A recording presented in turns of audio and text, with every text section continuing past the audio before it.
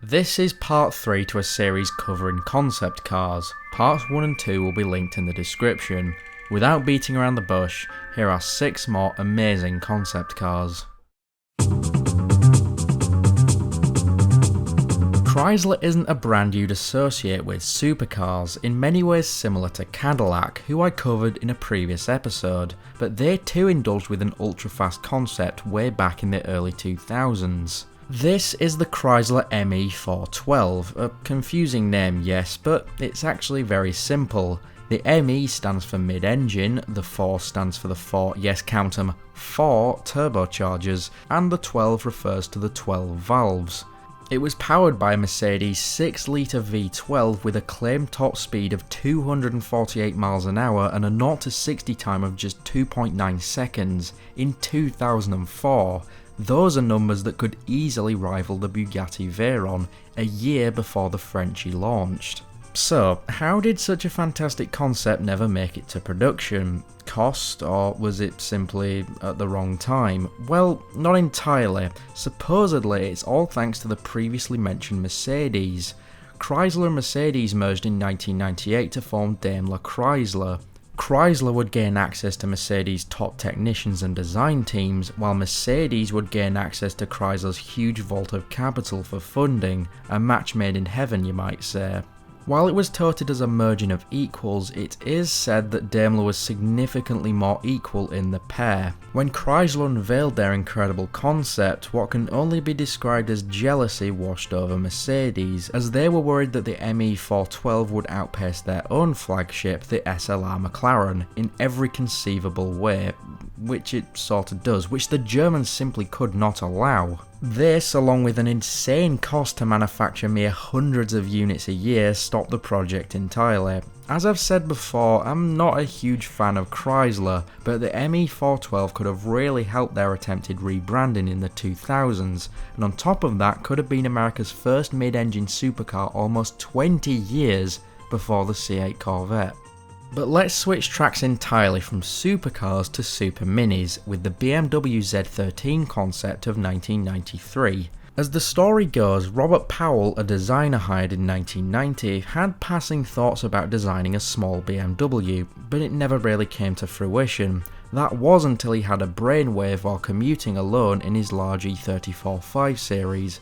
A small, fuel-efficient city car would be a great new segment for BMW to take on, and so the design task begun. The Z13 was to be optimised for just one person, the driver, to keep it as small yet as comfortable as possible. The final concept was to be as well kitted out as an E32 7 Series, and that's saying a lot. BMW would not be the one to build the concept, however. That task was handed over to Italian coach builder Stoller, and the model was originally to be built with a futuristic carbon fibre monocoque and aluminium subframes, but this was axed in favour of a more traditional chassis. Even so, the concept ended up weighing much less than a tonne and was very short to boot. It was powered by a teeny-weeny 1.1 litre 4-banger from a motorcycle, but being that the car was so light, this was more than adequate. Another cool feature was the mid-mounted steering wheel, so in another much less concrete way, the Z13 is literally a McLaren F1. BMW loved the concept and it was all but confirmed to be entering production in the coming years, but the project was abruptly cancelled in 1994 when BMW brought the Mini brand. And this sorta does make sense. I mean, why would BMW try to craft their own small car when they own the small car? Still, it would have been interesting to see how popular the Z13 could have been had it entered production. But how about a concept that was never touted to go into production? Well, for that, there is the Volkswagen Golf GTI W12-650 concept of 2007. The name simply rolls off the tongue. Now obviously this concept could never work in the real world. A 641 horsepower hatchback with its power coming from a mid-mounted 6-litre twin-turbo W12 nicked from the Bentley Continental GT?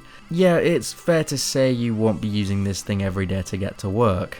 To fit this monster in the middle, the rear seats were removed, the body was extended sideways by a whopping 6.3 inches, yes ladies I said whopping, which in combination with a wide body kit created that iconic flared look that no other hatchback could hope to achieve. The W12 could go on to 201 miles per hour, which compared to many supercars doesn't seem like much, but remember, this is a Golf from the mid-2000s, and it could also do 0 to 60 in 3.5 seconds. As well as the Bentley's engine, the W12 was a Frankenstein's monster of parts from other Volkswagen brands, the front brakes from Audi RS4 and the rear axle from a Lamborghini Gallardo, for example. Now, sure, the W12 wasn't really stellar at anything involving a corner, but that wasn't the point of this thing. Volkswagen was going through a bit of a boring patch in the early 2000s. A key example of that would be the rather sluggish Mark IV Golf GTI. Cars like this Ultimate Golf and other W12 powered cars like the Touareg, the incredibly luxurious Phaeton, and of course the previously covered W12 supercar concepts of the late 90s showed that Volkswagen wasn't just the company that made plain beige commuter cars. They could blow the breath out of your lungs if they so desired. Now, if you thought a W12 engine was bonkers, let me present the Cadillac Sixteen concept of 2003. Along with the previous CN concept of 2002, the 16 was showing that Cadillac still had the potential to be a modern, cool brand, and not just the manufacturer all people turn to when they want a soft, spongy sedan to cruise around town in. Despite this, the 16 actually went back in time for its inspiration, being a modern interpretation of the Cadillac V16 from the 1930s, as well as taking a few design cues from the 1967 Eldorado. And yes, you can probably guess the powerhouse that this thing housed based on the name. The 16 had a V16 displacing, get ready, 13.6 litres.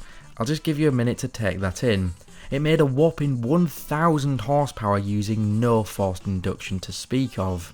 The car did end up weighing over 5,000 pounds or 2 and a bit tons, but look at the size of it, of course it's going to weigh the same as a small moon. The 16 was also the pinnacle of American motoring luxury. The Cadillac brand was engraved in solid crystal in the steering wheel and featured a Bulgari clock inset into the dashboard. General Motors never intended to have the 16 enter production, despite many news outlets posting rumours of a limited production down the line, but perhaps it is fitting that this behemoth remains a legend in the pages of time. Now let's bring it down to some semblance of normality with this, the Maserati Boomerang concept of 1971.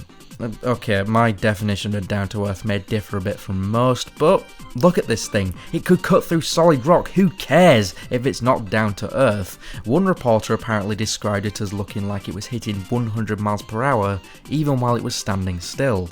The design is courtesy of a very familiar name around here, Giorgetto Giugiaro. I hope I'm improving on the pronunciation there, and it reminds me quite heavily of the previously covered Lancia Stratos Zero concept, and they did both surface around the same time. The Boomerang was powered by a race-bred 4.7 litre V8 making around 310 horsepower for a top speed of 186 miles per hour, which really isn't bad for the early 70s, and it was built upon the chassis of the recently introduced Maserati Boomerang. When it debuted in 1971, it wasn't actually a functioning model, but by the time the 1972 rolled around, the Boomerang was a fully registered road car. It would tour around many different motoring shows until 1974, at which point it was snatched up by a private buyer. Like most cars in this series, the Boomerang would not go into production, however the design would have a lasting effect in not only Giugiaro's later projects, but also external companies. It really was ahead of its time. Let's round out the Sinister Six with a truly unconventional concept, the 1996 Indigo 2-seater. Now, if I was to ask what brand this is, you might think of something a bit out there, maybe something Japanese or Italian, but no, this wacky looking motor is in fact a Ford, though you would know that if you've ever played Need for Speed 2. The Ford Indigo came out just a year after the outrageous GT90 concept of 1995, so how did this one stand out? Well, mainly the fact that it was open-wheeled. This was actually for a reason. Ford wanted to create a more outlandish and special concept in the mid-90s, and after witnessing Jacques Villeneuve, sorry for my appalling French/Canadian there, When they witnessed him win at the 1995 IndyCar Championship in a Renard Ford, their inspiration was set alight. To say the least, the Indigo was a strange design. Not only the open wheels, but the headlights being built into the wing mirrors, this gargantuan front wing, period appropriate scissor doors, and all of this being built on a carbon fibre monocoque. The 6-litre V12 made 435 horsepower, and while never being put to the test, the Cosworth-tuned Indigo could supposedly do 0 to 16 under 4 seconds and go on to 180 miles an hour. Ford never considered putting it into production, but luckily for us, the V12 would go on to have a second life powering multiple Aston Martins throughout the late 90s and early 2000s, as of course Ford owned them at the time. We've already looked at Ford twice in this series now, but this is certainly their most out there concept yet. Well, there are 6 more insane concepts from the past few millennia, again proving that the barrel of concept cars is apparently endless. There will be a part 4 in the future, as I do really like making this series, but like these past 2 episodes, it's probably going to be a year or so until you see it, as of course I am lazy. Also, a very special thanks to Ben Wright and Brum Brum Bryn, who are very generously donating at the highest tier on my Patreon. Just £1 a month is an amazing help, and I also have a Discord server and an Instagram page, links in the description below. Again, thank you for watching, and take care.